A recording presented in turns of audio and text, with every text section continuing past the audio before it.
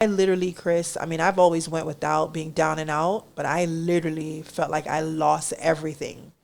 Like everything. Like I was to the point where I was asking for money. I was borrowing money, $5 just to get through the day, $10. And mind to tell you, at this time I have my degree now. I have my green card, my citizenship, graduated college. I've done worked in a hospital now 2 years.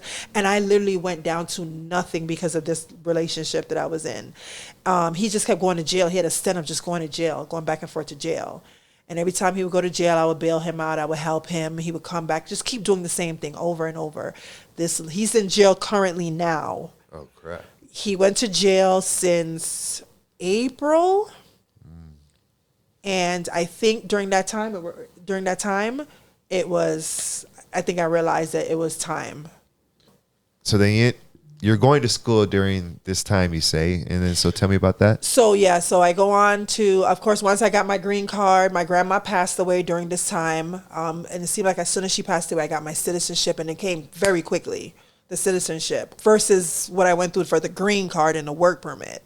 Oh, wow. So I feel like this is where things were churning for the better for me, but at the same time, I was now in a toxic marriage that I was desperately trying to get out of. So it's like good things were happening for me, but it's like I was stuck in this bad marriage that I wanted to get out of, if that makes sense. Yeah. So to end all, to say, I felt like once I made the decision to completely leave that marriage, that's when I started seeing turning points. Even though I was going through some very down moments during this time, which I felt like God was like, okay, you got to wake up now. I have all these things, blessings for you, but you got to like wake up. So, but I went on to graduate college. I'm now working on my bachelor's in health science. I'm about to graduate June 2024.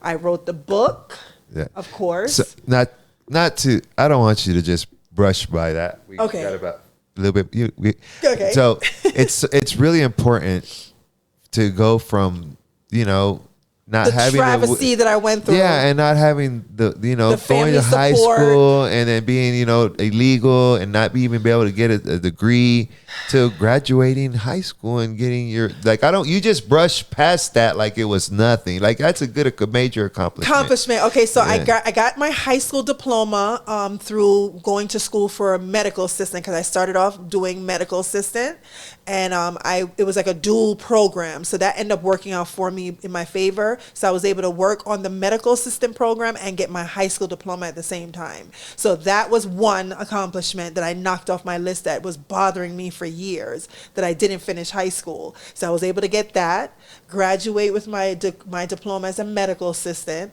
and then get into the field, started working in the field, and then decided, you know what, I want more. So I went on to doing obviously nursing. So I did nursing school for a year, and I was like, okay, this is not me. So I figured, since I was already in the medical assistant program, maybe I'll just go on and just get a degree as a medical assistant. So I went on to going on to a university, getting my associate's degree in medical assistance in science. And now currently I'm working on my bachelor's in health science.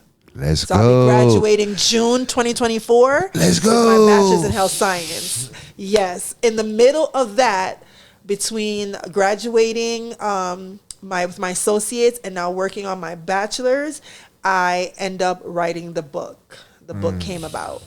So I want you to go ahead and tell everybody about the book, where they can get the book. Put all your plugs in now. I am super excited, y'all. My book is super dope, so make sure y'all get it, support it. It's called Looking Beyond the Clouds, A Guide to Believing in God's Divine Timing. Yes, how would I have gotten through all of this without believing in God's divine timing? And it's a guide for you to trust in your process and believing in God's divine timing